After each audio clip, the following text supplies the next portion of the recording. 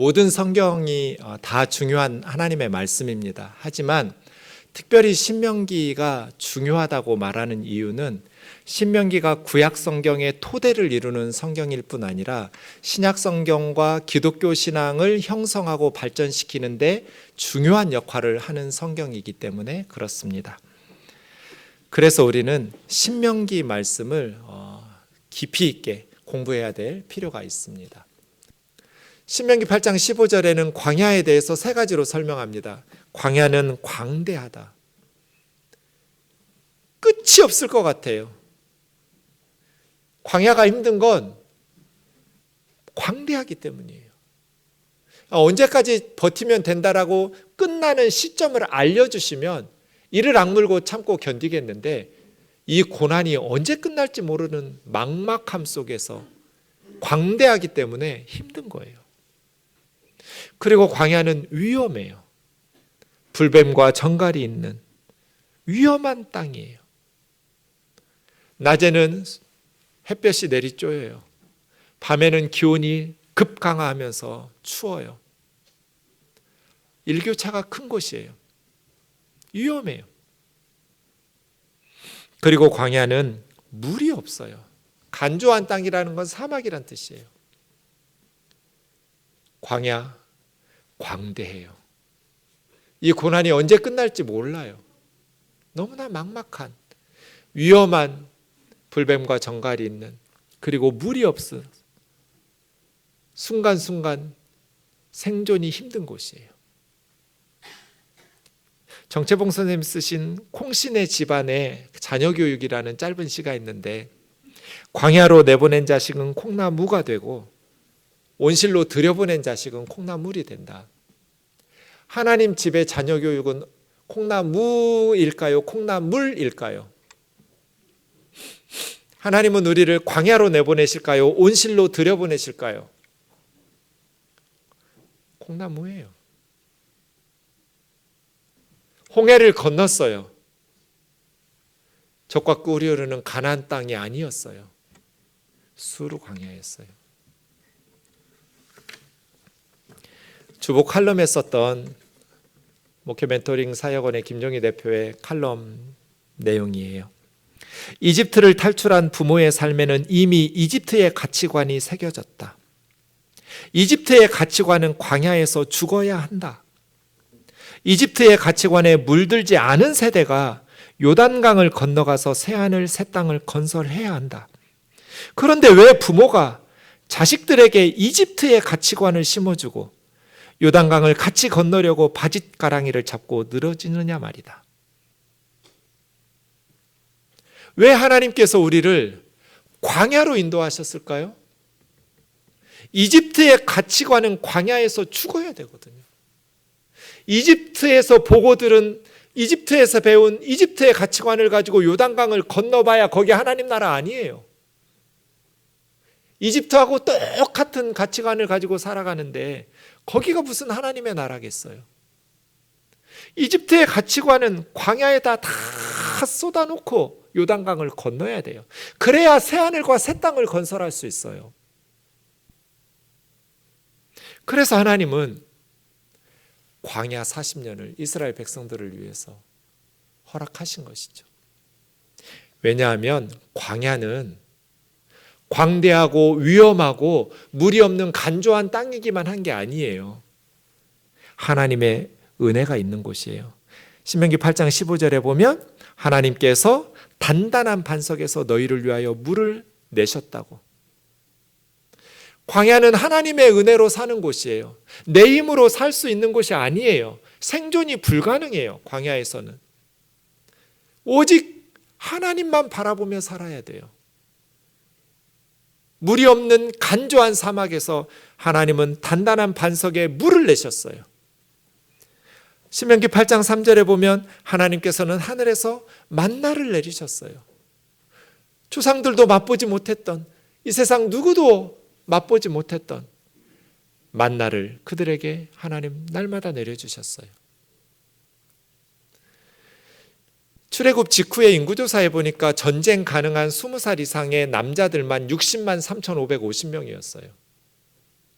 20살 이상의 여인들까지 하면 120만 명이 넘었을 것이고 20살 이하의 아이들까지 하면 200만 명이 넘었을 거예요. 200만 명이 넘는 사람들을 밥을 해서 먹인다면, 빵을 만들어 먹인다면 얼마나 많은 밀과 보리와 식재료가 필요할까요? 불가능해요.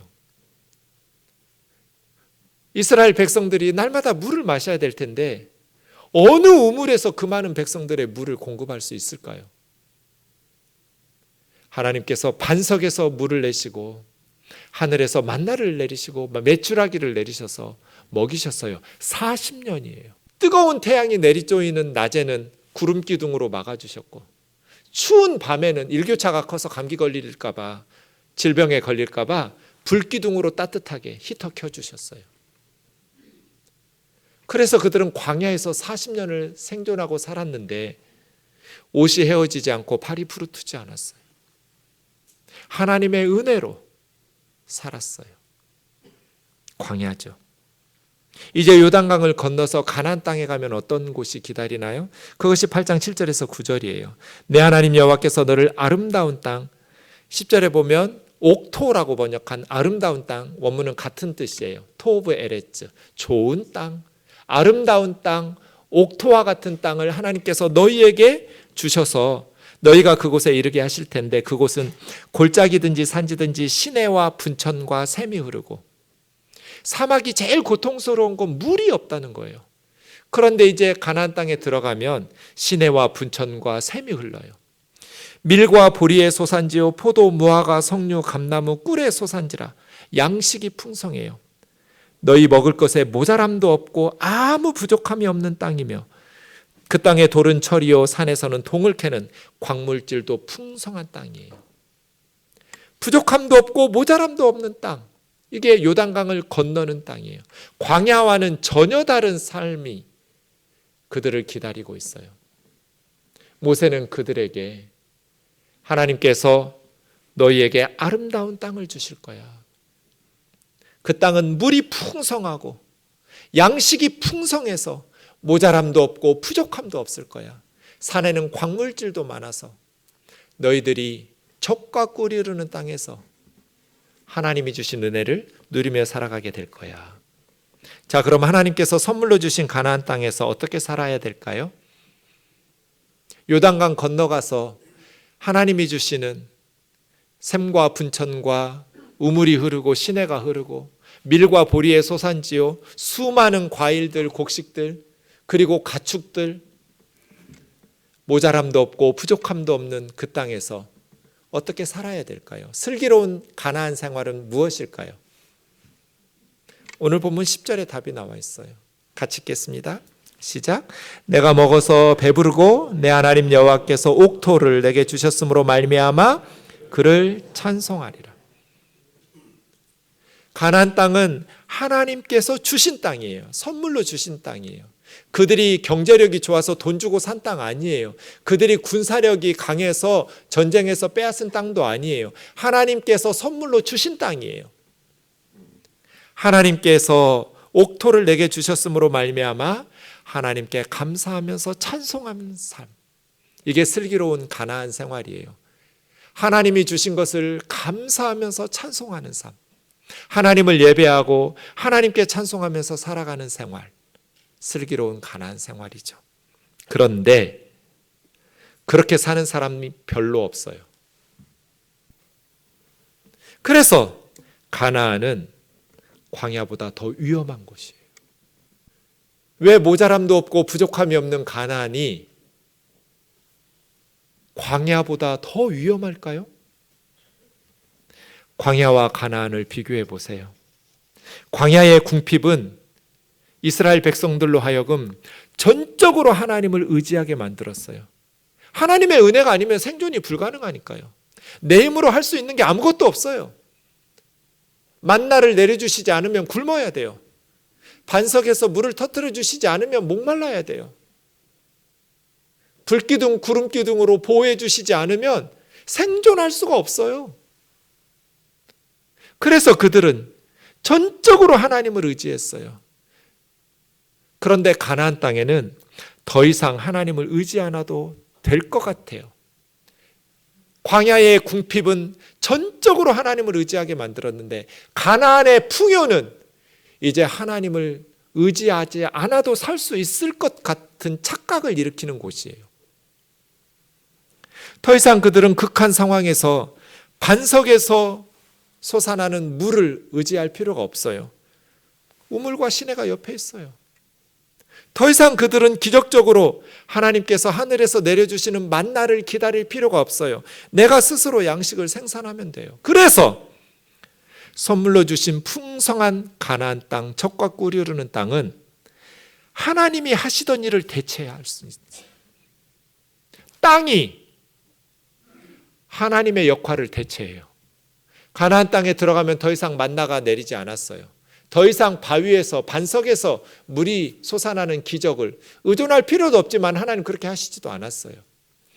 요단강을 건넌다는 것은 전혀 새로운 삶의 방식으로 전환되고 변화된다는 것을 뜻해요. 그래서 그 땅 앞에서 이스라엘 백성들은 모세의 설교를 듣고 있어요.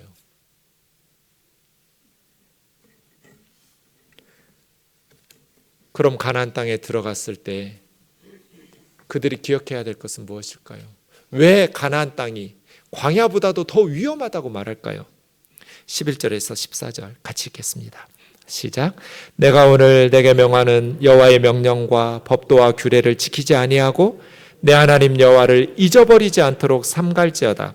내가 먹어서 배부르고 아름다운 집을 짓고 거주하게 되며 내 소와 양이 번성하며 내 은금이 증식되며 내 소유가 다 풍부하게 될 때 내 마음이 교만하여 내 하나님 여호와를 잊어버릴까 염려하노라.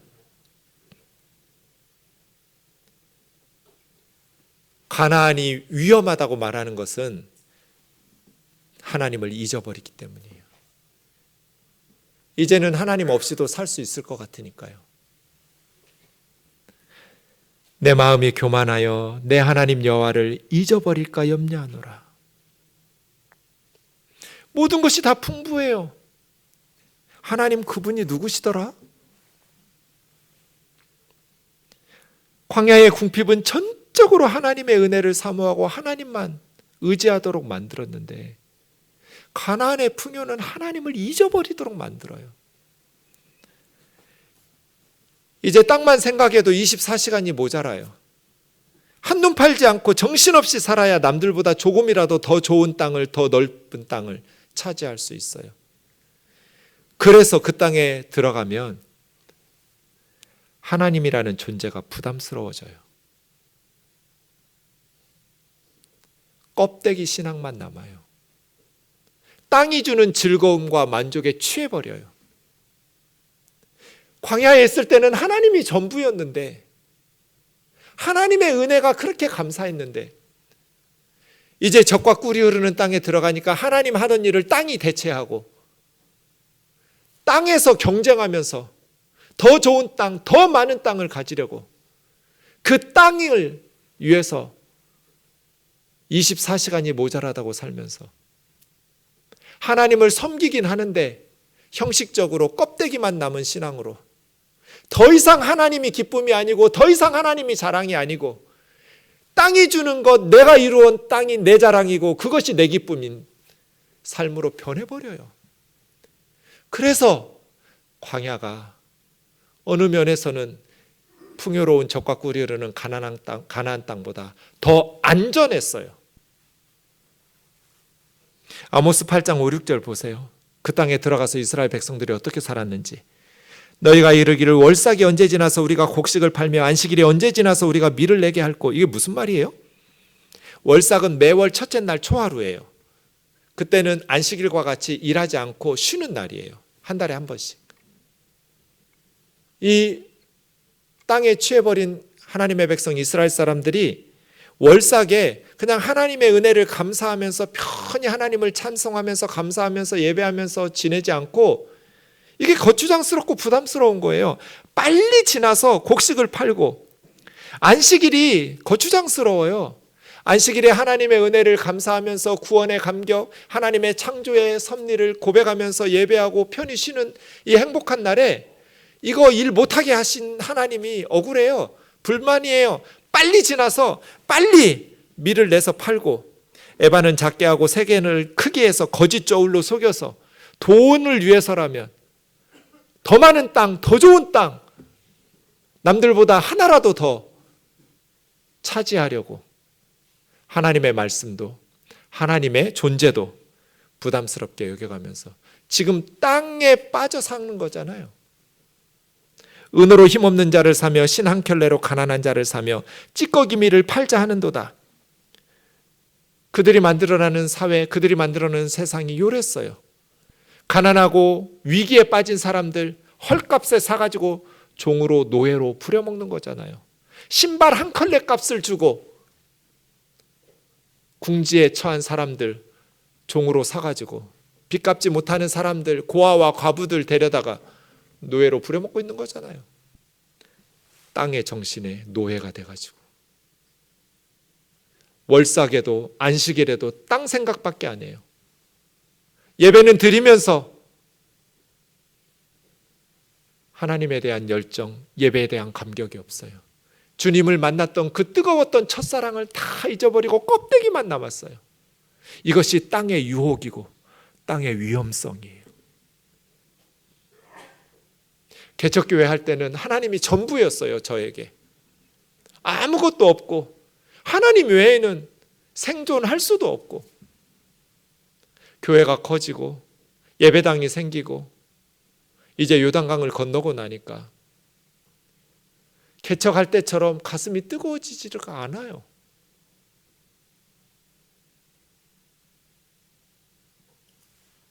그때는 하나님이 전부였는데 지금은 하나님이 전부라고 말하면서도 순간순간 하나님이 전부가 아닐 때가 많아요. 내가 이룬 업적이 자랑이 되고 내 눈에 보이는 결과물들이, 사역의 열매들이 기쁨이 되고 그럴 때가 많아요. 광야에서는 하나님의 은혜가 그렇게 감격스러웠고 예수님의 십자가의 은혜가 그렇게 눈물 나도록 날마다 울면서 찬송했는데 이제는 젖과 꿀이 흐르는 가나안 땅에서 그 첫사랑을 잃어버린 것 같아요. 여러분 어떻게 신앙생활 하고 계시는가요?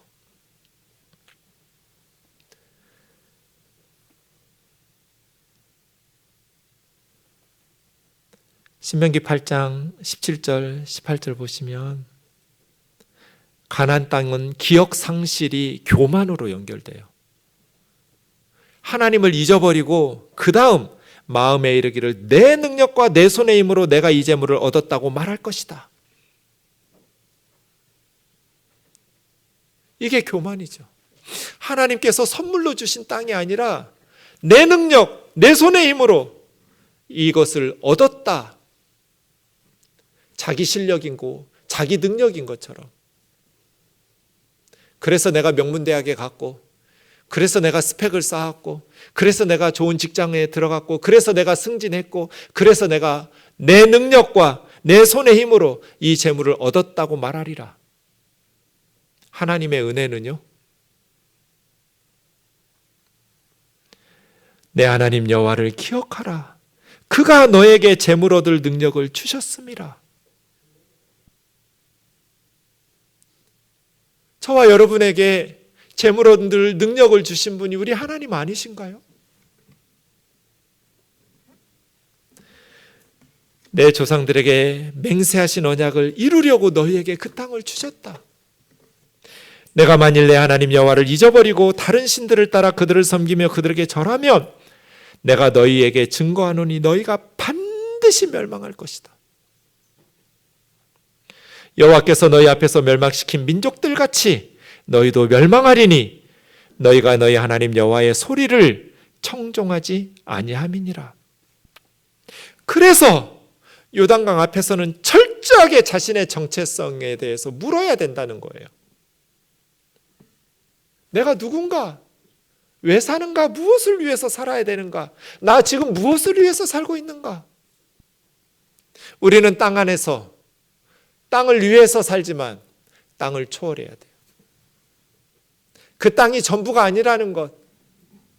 하나님을 모르는 세상 학생들은 명문대학과 그 세상이 남들이 부러워하는 것들이 삶의 목표일지 모르지만 우리는 그게 우리 삶의 목적도 아니고 그냥 단지 도구일 뿐이라고, 하나님 기쁘시게 하는, 하나님의 나라를 섬기는 도구일 뿐이라고. 그 땅의 정신을 초월하면서 살아야 돼요. 하나님께서 아브라함에게 100살의 이삭을 주셨어요. 사라가 생리 끝났는데 아브라함과 사라 부부에게 이삭을 임신시키고 선물로 주셨어요. 하나님 선물이에요. 그런데 이삭이 자라났을 때 하나님은 이삭을 번제, 올라로 바치라고 그랬어요. 올라라는 번제는 하나도 남김없이 흔적도 없이 다 태우는 제사예요. 네 아들, 네가 사랑하는 독자 이삭을 모리아 산에 가서 번제로 바쳐라. 아브라함과 사라 인생, 그 이삭을 위해서, 하나님이 주신 선물을 위해서 평생 살았어요. 그런데 하나님께서는 흔적도 없이 불태우래요. 이삭을 번제로 바치면 아브라함의 인생에 뭐가 남아요? 하나님 한 분 남아요. 이게 땅을 초월하는 거예요. 땅 안에 들어가서 땅을 위해서 성실하게 열심히 살아야 돼요. 하지만 그 땅이 하나님을 대체하면 안 돼요. 우상이 되면 안 돼요. 저는 평생 교회를 위해서 살았죠. 교회 안에서 살았고 교회를 위해서 살았어요. 하지만 때마다 순간마다 하나님께서 저에게 요구하시는 것은 우면동 교회를 번제로 바쳐라. 네 거 아니다. 그것이 너의 기쁨이고 그것이 너의 자랑이어서는 안 된다. 우면동 교회를 위해서 목숨 바쳐서 사역하면서 열심히 살아야 하지만 그것이 하나님의 자리를 대체하면 안 된다. 마음속에서 저는 수없이 우면동 교회를 번제로 태웠어요. 하나님 한 분만 남도록.